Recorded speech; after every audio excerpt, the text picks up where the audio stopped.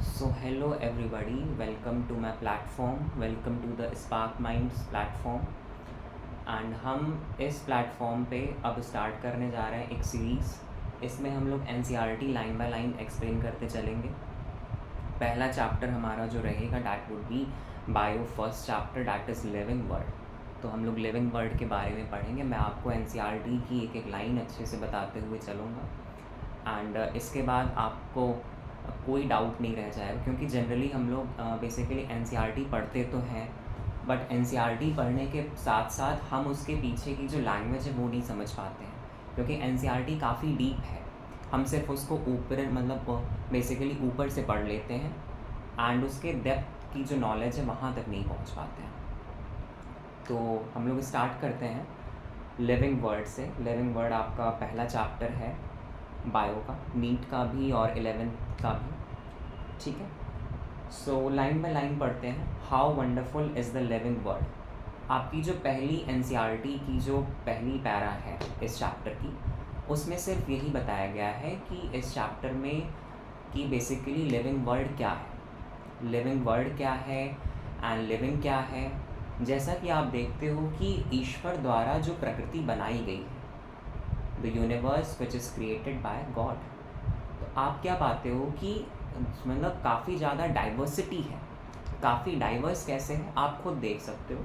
आप खुद के अंदर खुद काफ़ी डाइवर्स हो। जैसे मतलब आप खुद लिविंग हो, बट उसके बाद भी आपके अंदर भी नॉन लिविंग कंपोनेंट्स हैं, जैसे ग्लूकोज है, प्रोटीन है, amino acids and they are non living components, जो कि एटम्स, मॉलिक्यूल्स, कंपाउंड्स के बने, ठीक है। तो अल्टीमेटली आप क्या देखते हो कि सारी चीज़ें काफ़ी ज़्यादा डाइवर्स हैं, काफ़ी विचित्र हैं। ईश्वर द्वारा जो बनाई हुई प्रकृति है उसको समझना, उसके बारे में डिस्कस करना, उसको निकाल पाना, it is very tremendous and very diverse. तो हम लोग पहली पैरा से सवाल नहीं आता है नीट में, नीट के लिए भी और 11th में भी फर्स्ट पैरा से सवाल नहीं आएगा, बट फिर भी रीड करते हैं। How wonderful is the living word, मतलब रीडर ये कह रहा है, आपका NCERT ये कह रही है कि how wonderful is the living word, living word कितना ज़्यादा वंडरफुल है। The wide range of living types is amazing. जो आप वाइड रेंज देखते हो डिफरेंट टाइप्स के, लिविंग टाइप्स के, वो अमेजिंग है, ठीक है। क्योंकि आप कहीं देखते हो प्रोकैरियोट्स हैं, कहीं यूकैरियोट्स हैं, कहीं मीज़ोकैरियोट्स भी हैं, जिनके अंदर आपका प्रोकैरियोट्स और यूकैरियोट्स दोनों के कैरेक्टरिस्टिक्स हैं, ठीक है।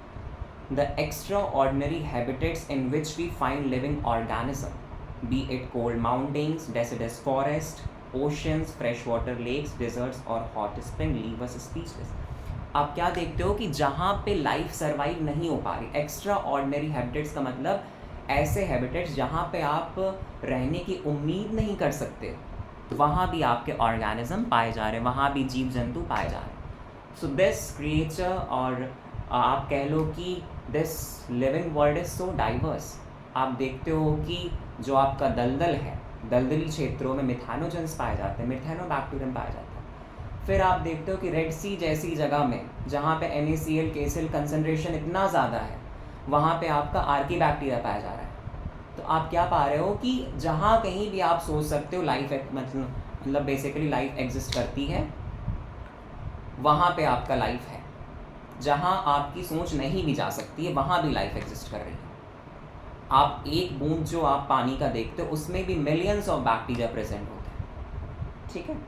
सो वही इस लाइन में कह रहा है कि आपका basically cold mountains, deciduous forest, oceans है, फ्रेश वाटर लेक्स है, डिजर्ट्स है, हॉट स्प्रिंग है। जब आप यहाँ देखते हो कि यहाँ भी लाइफ मौजूद है, तो इससे आप मतलब आप कुछ कह ही नहीं सकते हो, बेसिकली आप स्पीचलेस हो जाते हो, you don't have any words to be uttered, ठीक है।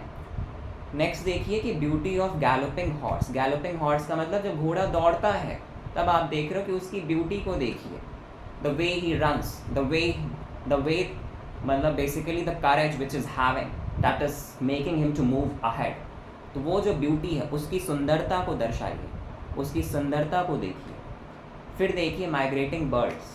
माइग्रेटिंग बर्ड्स आपकी क्या है, बेसिकली जो बर्ड्स आपके माइग्रेट करती हैं। क्यों माइग्रेट करती हैं? क्योंकि अगर कहीं पे विषम परिस्थिति है, विषम परिस्थिति का मतलब डिफ़िकल्ट कंडीशंस या फिर एक्सट्रीम कंडीशन जब आ जाती हैं, unfavourable condition to be better, तो आपकी ये बर्ड्स या आपके एनिमल्स माइग्रेट करते हैं डिफरेंट प्लेस पे कुछ टाइम पीरियड के लिए, और जब वहाँ की क्लाइमेटिक कंडीशंस आपकी फिर से फेवरेबल हो जाती हैं तो फिर से वापस चले जाते हैं। ठीक है, तो आपका वैल्यू ऑफ फ्लावर्स है, अटैकिंग शार्क है, evokes a deep sense of wonder. मतलब आप ये सोचते, जैसे आप सुबह सुबह देखते हो कि चिरपिंग बर्ड्स हैं, मतलब बर्ड बेसिकली आज के समय में तो लोगों के पास मोबाइल हो गया, पहले के समय में मोबाइल नहीं था, तो लोग कैसे जगते थे? आज के समय में तो मोबाइल है, वॉच है, सब कुछ है, आप टाइम देख सकते हो। बट पहले एक जनरल था कि मुर्गे जब बोलते थे, जब मुर्गा बोलता था सुबह 4 बजे के आसपास, ब्रह्म मुहूर्त का जब समय होता था, तब लोगों की नींद खुलती थी, तब लोग जगते थे। ठीक है, तो ये सब जो चीज़ें हैं जो नेचर में विराजमान है, ये आपको दर्शाती हैं कि हमारा जो लिविंग वर्ल्ड है वो कितना डाइवर्स है। ठीक है, नेक्स्ट देखिए कि आपका ecological conflict and cooperation among members of a population, among population of a committee, molecular traffic inside a cell makes us deeply reflect on what indeed is life. ये क्या कह रहा है कि आप जो चीज़ें देख रहे हो, जो कॉन्फ्लिक्ट्स देख रहे हो, जो पॉपुलेशन और कमिटी के बीच में जो मॉलिक्यूलर ट्रैफिक का मतलब क्या है कि जो मेजॉरिटी ऑफ रिएक्शंस आपकी बॉडी में चलती जा रही, बीट कैटाबॉलिज्म, एनाबॉलिज्म, एनीथिंग। ठीक है, तो आप क्या पा रहे हो कि जो आपका मॉलिक्यूलर ट्रैफिक है वो कितना यूनिफॉर्मली रन कर रहा है। जैसे आप रोड पे देखते हो कि ट्रैफिक जैम लग जाता है, ये सब चीज़ें हो जाती हैं, बट आपकी बॉडी में सब कुछ सिस्टम पूरा परफेक्ट है। ईश्वर ने संरचना ही इस हिसाब से की है कि जब हार्ट चल रहा है उस वक्त ब्रेन भी काम कर रहा है, हर चीज़ आपकी जो रिएक्शंस हैं बॉडी की प्रॉपरली मेंटेन होकर रन अप कर रही है। ठीक है, कोई ट्रैफिक जाम नहीं लग रहा है, कुछ नहीं हो रहा है, क्योंकि हम लोग किस स्टेट में हैं? We are in the state of non equilibrium. आप लोग को बता दूं कि जब हम इक्विलिब्रियम स्टेट में जाएंगे, दैट इज मतलब आपका इक्विलिब्रियम स्टेट जब हम मृत हो जाएंगे, that would be the state termed as state of death या फिर state of equilibrium। we are continuously making ourselves in non equilibrium state, ताकि हम steady state में बने रहें, हम non आपका equilibrium state में बने रहें। ठीक है, तो यही सब आपका कहा गया है कि लाइफ एक्चुअली में है क्या, ये लोग नहीं जान पा रहे थे। जैसे आप मतलब किसी आप फिलोसोफर से पूछेंगे तो वो कहेगा कि लाइफ वो है जो आपको कर्म दिए गए हैं, जो आपका उद्देश्य है, जो आप करने के लिए आए हैं सृष्टि पे, दैट इज़ लाइफ, वो आपका जीवन है। मतलब आपका जीवन बेसिकली क्या है कि सिर्फ ये नहीं कि आपने कुछ हासिल कर लिया, दैट इज़ नॉट लाइफ, वो जीवन नहीं है। जीवन ये भी है कि आप ईश्वर के कितना समीप जा रहे हैं। This a philosopher says. वही एक साइंटिस्ट क्या कहता है कि लाइफ क्या है? जब कोई चीज़ लिविंग है, जिसके अंदर जान है, जो चल सक रहा है, मूव कर रहा है, रिप्रोड्यूस कर रहा है, खा रहा है, पी रहा है, सांस ले रहा है, that is life. So you are seeing two things. Life की परिभाषा लोगों के हिसाब से बदल जा रही है। साइंटिस्ट कुछ कह रहा है, फिलोसोफर कुछ कह रहा है। तो इस चैप्टर में हम पढ़ेंगे कि साइंटिस्ट क्या कह रहा है, मतलब बायोलॉजिस्ट क्या कह रहे हैं, that is the chapter living world. Biologist क्या कह रहे हैं, क्या वो कहना चाह रहे हैं कि व्हाट इंडीड इज लाइफ, तो यही आपको इस चैप्टर में बताएगा। इस बेसिकली हम लोग वीडियो में डिस्कस करेंगे कि आपका ग्रोथ क्या है। लिविंग के कई सारे कैरेक्टरिस्टिक्स हैं ना, तो उसमें पहला कैरेक्टरिस्टिक हम लोग पढ़ेंगे ग्रोथ। इस चैप्टर में कुछ चीज़ें हैं, कैरेक्टरिस्टिक और डिफाइनिंग फीचर, ये दोनों में अंतर है। कैरेक्टरिस्टिक जो है वो बताता है कि ये चीज़ हर किसी में पाई जा सकती है। कैरेक्टरिस्टिक का मतलब है कि लगभग हर लिविंग ऑर्गेनिज्म में पाया ही जाएगा। कैरेक्टरिस्टिक का मतलब क्या है कि वो लगभग एक कॉमन चीज़ है जो सब में पाई जा रही है। बट डिफाइनिंग फीचर क्या है कि उसका कोई एक्सेप्शन ही नहीं है, वो पाया ही जाएगा। मतलब characteristic can have exception but defining feature won't have any exception. It would be true for all the organism belonging to that category. I hope I am crystal clear with my words.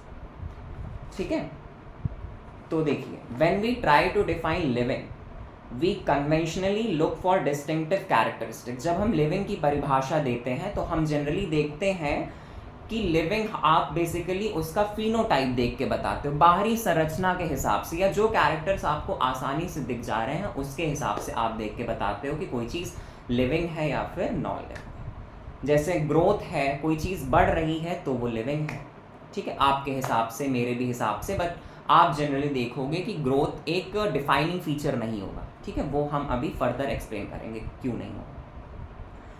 Reproduction है, प्रजनन है। Third है आपका ability to sense the environment, मतलब आपका आप basically respond कर रहे हो स्टिमुलस के टूवर्ड। कोई भी चीज़ आपको अगर टच कर रही है बॉडी में, अगर आपके कोई हल्का सा टच करता है तो आपके बॉडी में रिसेप्टर्स हैं, टच के रिसेप्टर्स हैं, प्रेशर के रिसेप्टर्स हैं, हर चीज़ के रिसेप्टर्स हैं, तो आप रिस्पॉन्ड करते हो। आप उतनी छोटी चीज़ के लिए भी रिस्पॉन्ड करते हो, तो आप समझ लो कि आप कितने विचित्र हो। कोई आपको देख भी रहा होता है बहुत दूर से, बट फिर भी आपको पता चल जाता है कि कोई पर्सन आपको ऑब्जर्व कर रहा है। क्यों? बिकॉज अल्टीमेटली आपके केस में टनल विजन होता है, वो टनल विजन काफ़ी डाइवर्स होता है। एंड एक दूसरी प्रक्रिया ये भी है कि दूसरी आप चीज़ ये भी कह सकते हो कि हमारी जो सोल्स हैं वो इंटरैक्ट करती हैं आपस में, बट वो फिलोसफिकल लेवल पे है। We will deal with the scientific level in this case, ठीक है। नेक्स्ट कमिंग आपका one can add a few more features, जैसे मेटाबॉलिज्म। मेटाबॉलिज्म क्या है कि सारी बॉडी की रिएक्शन आप जोड़ दीजिए, B it catabolism, B it आपका कुछ भी, तो वो सब आपका बनाता है मेटाबॉलिज्म। दैट इज आपका मेटाबॉलिज्म हो जाएगा एनाबॉलिज्म,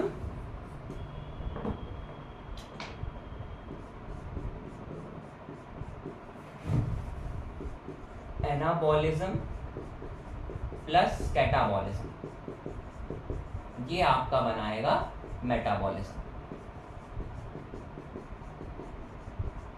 ठीक है। आपका एनाबॉलिज्म मतलब, अगर देखिए व्हाट इज एनाबॉलिज्म,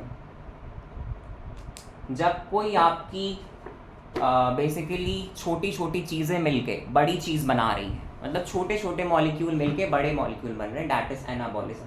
और कैटाबॉलिज्म क्या है, जब बड़ी चीज़ टूट के छोटे छोटे मॉलिक्यूल बन रहे हैं, दैट इज कैटाबॉलिज्म, ठीक है। तो metabolism ability to self replicate का मतलब क्या है कि अपनी ही प्रोजेनीज को जनरेट करना, अपने तरीके की ही ऑर्गेनिजम्स को बनाना, दैट इज आपका एबिलिटी टू सेल्फ रेप्लिकेट, खुद को ही दोहराना, ठीक है। और ये ज़रूरी भी है ताकि आपकी जो स्पीशीज़ है उसकी कंटिन्यूटी बरकरार रहे, वो बनी रहे, ठीक है। तो फिलहाल हम लोग इस बेसिकली वीडियो में बात करेंगे ग्रोथ के बारे में। What is growth? All living organism grow, सभी लोग ग्रो करते हैं। Increase in mass and increase in number, ये आपके दो कैरेक्टरिस्टिक्स हैं ग्रोथ के। What is this? Increase in mass मतलब मास का बढ़ना, बॉडी में आपका अंदर से मास का बढ़ना और नंबर का बढ़ना, ये दो कैरेक्टरिस्टिक्स हैं ग्रोथ के। अब आपका नंबर बेसिकली क्या है? सेल के नंबर का बढ़ना। सेल जब आपके विभाजित होंगे तभी आपकी बॉडी ग्रो करेगी। वैसे ग्रोथ के और भी रीजंस हैं, आप लोग के लिए जनरल नॉलेज के लिए बता दूं कि एपिफाइशियल प्लेट्स जब तक ग्रो करती हैं तब तक आपकी ग्रोथ होती है, ठीक है। और ये पाई जाती है बोन मैरो में या फिर लॉन्ग बोन्स में, वही जिसमें बोन मैरो रहती है। नेक्स्ट आइए आपका multi cellular organism grow by cell division. आपके मल्टी सेलुलर जितने भी ऑर्गेनिज्म हैं वो सेल डिवीजन से ग्रो करते हैं, ये भी आप जान रहे हैं, ठीक है। सेल डिवीजन क्या है कि सेल आपका डिवाइड कर रहा है, एक सेल दो सेल में, 2 से 4 और फर्दर, ठीक है। तो इससे आपका सेल की ग्रोथ हो रही है, सेल का नंबर बढ़ रहा है जिससे मास बढ़ रहा है, और इसी को हम लोग ग्रोथ कह दे रहे हैं, बढ़ना कह दे रहे हैं, ठीक है। Plants this growth by cell division occurs continuously. Plant में ये जो ग्रोथ है ये आपकी स्वतः चलती रहती है, हमेशा चलती रहती है, ठीक है। दैट इज आपका प्लांट्स में ग्रोथ है इनडिटर्मिनेट। जब भी किसी चीज़ में ग्रोथ लगातार कंटिन्यू होगी उसको आप कहेंगे इनडिटर्मिनेट ग्रोथ। कंटिन्यूस ग्रोथ है प्लांट के केस में, ठीक है। और एनिमल के केस में एक सर्टेन एज तक है, ठीक है।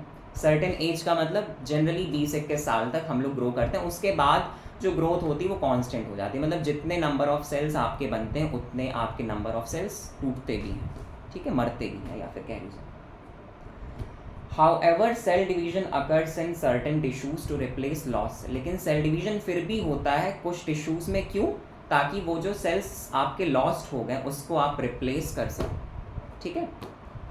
यूनिसेलुलर ऑर्गेनिज्म आपका ग्रो करता है सेल डिवीजन से, ये आपको पता है। यूनिसेलुलर जो सिंगल सेल का बना है, एक सेल ही सारी प्रक्रिया कर रहा है, लिविंग प्रोसेस, ठीक है।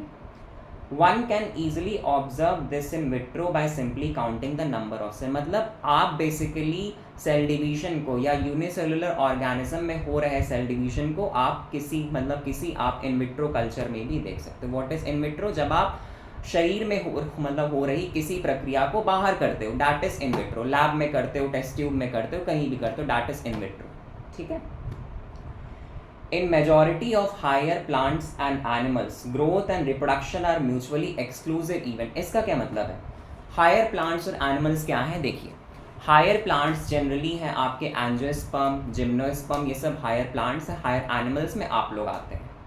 higher plants animals का मतलब एडवांस प्रजाति। जब ईश्वर ने इस सृष्टि की संरचना की तो सबसे आखिरी में सबसे एडवांस जो है, मतलब चीज़ें एड ऑन होती गई, फिर लास्ट में एक ऐसी स्टेज आई जिसको कहा गया कि अब ये काफ़ी एडवांस स्टेज आई है। दैट इज़ आपका हायर प्लांट्स एंड एनिमल वाली स्टेज। ठीक है। मतलब उनमें कुछ ऐसे फीचर्स हैं जो पुराने वाले में नहीं पाए जाते हैं, जैसे सेल्फ कॉन्शियसनेस।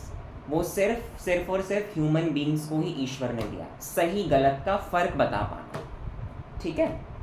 तो क्या कह रहा है कि ज़्यादातर एनिमल्स में और प्लांट्स में, हायर प्लांट्स और एनिमल्स में ग्रोथ रिप्रोडक्शन एक्सक्लूसिव है। एक्सक्लूसिव का मतलब अलग अलग चीज़ें हैं। मतलब जैसे आप देखते हो, जब आपकी ग्रोथ हो रही है, मतलब जब आपका सेल नंबर बढ़ रहा है या फिर आपका ये मास बढ़ रहा है, उसको आप ग्रोथ कह रहे हो। और रिप्रोडक्शन क्या है? प्रजनन। मतलब जब आप मेटिंग कर रहे हो, मेटिंग के बाद आपका फर्टिलाइजेशन की प्रक्रिया हो रही, जाइगोट बन रहा है and further embryo and further आपका यंग वन बन रहा है। तो ग्रोथ रिप्रोडक्शन दोनों अलग अलग प्रक्रिया हैं, दोनों एक साथ नहीं हो रही। किसमें? आपका हायर प्लांट्स एंड एनिमल्स में। लेकिन वहीं लोअर प्लांट्स और लोअर एनिमल्स में, स्पेशली यूनिसेलुलर के केस में, आपको ग्रोथ और रिप्रोडक्शन इंक्लूसिव इवेंट दिखेगा, मतलब एक ही में समाया हुआ। मतलब बैक्टीरिया के केस में जब आप देखोगे कि एक सेल आपकी टूटती है, 2 डॉटर सेल्स बनाती, तो वो 2 डॉटर सेल्स भिन्न है ही नहीं, वो पेरेंट की ही तरह हैं। ठीक है। मैं अगर आपको क्लियर हूँ शायद। ठीक है। तो जब आपका डॉटर सेल्स बेसिकली बन रही हैं तो वो बिल्कुल पेरेंट्स की ही तरह है। मतलब उनके केस में जो आपका ग्रोथ हो रहा है, मतलब ग्रोथ क्या है? सेल के नंबर का बढ़ना। ठीक है। यहाँ देखिए,